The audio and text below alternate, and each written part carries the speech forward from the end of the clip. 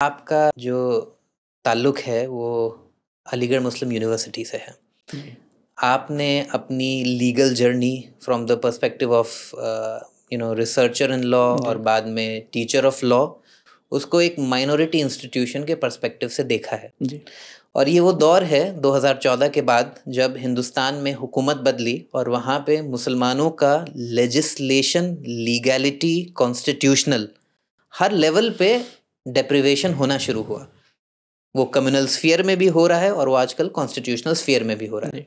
तो आज के मुसलमानों की हिंदुस्तान में आप प्रॉब्लम्स को from the perspective of politics and law कैसे आइडेंटिफाई करते हैं?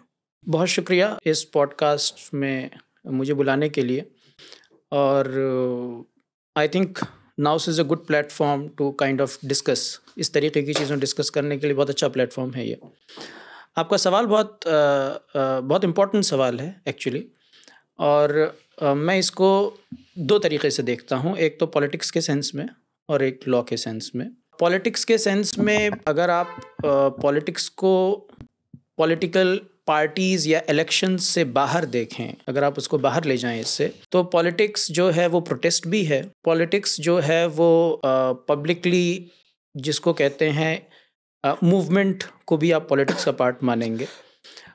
चीज़ों को बोलना पॉलिटिकली या जिसको कहते हैं एक्सप्रेशन जिसको आप कहते हैं, वो भी पॉलिटिक्स का पार्ट होगी।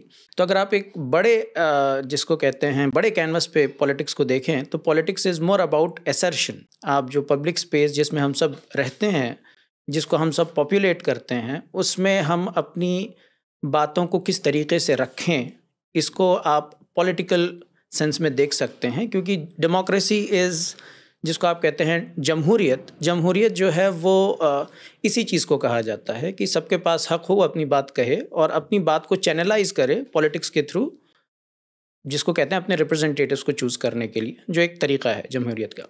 तो एक तरीका तो ये है जहाँ पे आप पॉलिटिक्स को असर्शंस इन पब्लिक स्पेस देखते हैं। यहाँ मुझे ऐसा लगता है कि मुस्लिम जो आइडेंटिटी है वो काफ़ी श्रिंक हुई है। मुसलमानों का अपने आप को मुसलमान कहना पब्लिक में या अपने व्यूज़ को प्रोजेक्ट करना पब्लिक में, ये मुश्किल हुआ है। तो that's one part. The other part is with respect to law जिसको हम कहते हैं। तो लॉ को एक तरीका ये है लॉ को देखने का कि जो लॉ बन गया है उसको इम्प्लीमेंट किया जाए।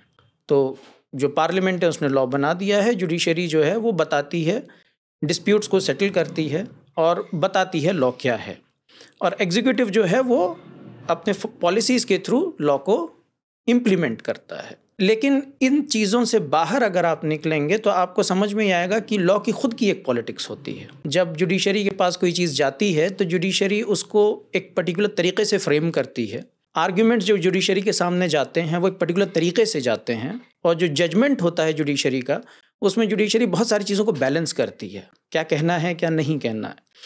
तो इस सेंस में भी मुझे लगता है कि जो मुस्लिम आइडेंटिटी है वो यहाँ भी श्रिंक हुई है।